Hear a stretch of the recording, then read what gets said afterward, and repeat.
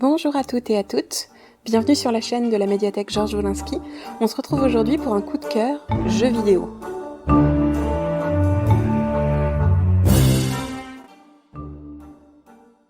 Don't Starve est un jeu vidéo développé par Klei Entertainment, disponible au départ sur PC. Il existe maintenant sur console, donc PS4, Switch, et en version mobile, que ce soit sur Android ou iOS. Vous n'avez donc aucune excuse pour ne pas y jouer.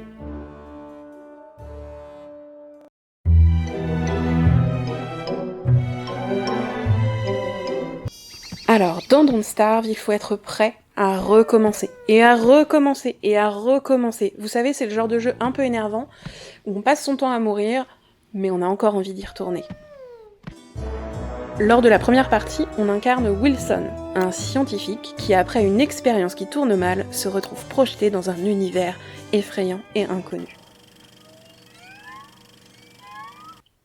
Seul, sans ressources, et dans un monde hostile, il va devoir trouver comment survivre. Objectif numéro 1, ne pas mourir de faim. Objectif numéro 2, faire du feu pour survivre à la nuit. Objectif numéro 3, se méfier des créatures dangereuses que l'on rencontre. Et oui, dans Don't Starve, on meurt souvent, très souvent, surtout au début. Mais plus longtemps on survit, plus on découvre de nouvelles choses sur le monde qui nous entoure. Tout peut servir de ressource, même vos pires ennemis peuvent vous fournir de précieux matériaux pour survivre plus longtemps, si vous arrivez à les tuer bien sûr.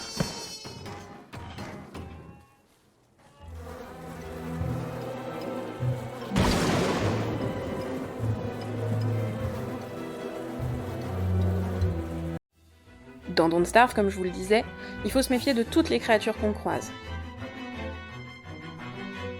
Les loups, les araignées, les cochons et même les grenouilles. À vous d'estimer le risque de fuir ou de combattre.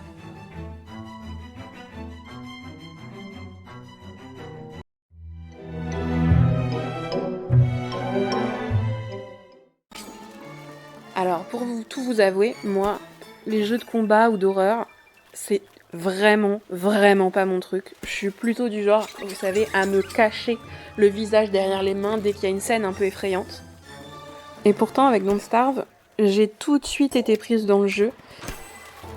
Déjà, le visuel me plaisait beaucoup, ces petits personnages en papier découpé quasiment. Voilà, ça me rappelait vraiment l'univers de la littérature, l'univers des livres. Je suis pas bibliothécaire pour rien. Et ce qui m'a d'autant plus plongée dans le monde de Wilson, c'est l'ambiance sonore et le graphisme. En fait, quand vous jouez, il faut vraiment... Enfin, moi, je conseille de jouer avec un casque, pour le coup, parce que tous les sons ont un sens. Donc, chaque personnage a une voix différente, ils expriment plein de choses, les phrases qu'ils disent sont dans une espèce de langage inconnu, mais quand on joue un petit peu, on se rend compte qu'il y a des phrases qui reviennent et qui ont une signification. Et puis, la plupart des méchants, quand vous entrez dans une zone où ils sont, bah, ça déclenche, ça change l'univers sonore, l'accompagnement musical, et vraiment, à la fois, ça permet de rentrer à fond dans le jeu, et en même temps, pour moi, qui suis complètement effrayée par tout et n'importe quoi, bah ça m'aide, parce que, en ayant les oreilles bien ouvertes, je suis prévenue à l'avance de ce qui va se passer. Et en plus, comme dans Don't Starve, rien n'est très réaliste, j'ai pas peur. Enfin, pas trop. J'avoue, je suis jamais une grande fan des araignées ou des loups.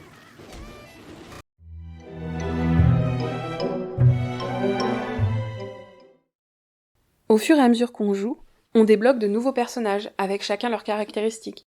Willow, par exemple, qui sera le deuxième personnage que vous débloquerez quand vous jouerez, puisque vous allez forcément jouer après cette magnifique vidéo. C'est une petite fille qui possède un espèce de briquet, ce qui lui permet de s'éclairer.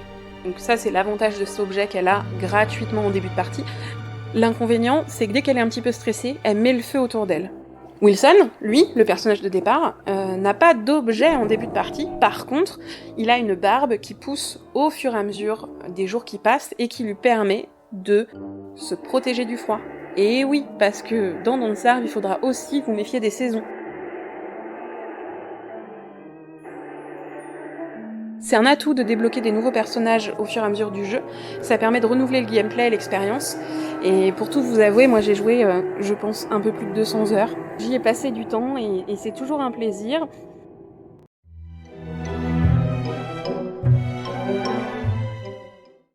Il y a eu plusieurs DLC, donc plusieurs extensions qui ont été ajoutées au fil du temps. Donc, une qui s'appelle Le Règne des Géants qui ajoute de nouvelles saisons dans le jeu et vous fera combattre des espèces de géants titanesques.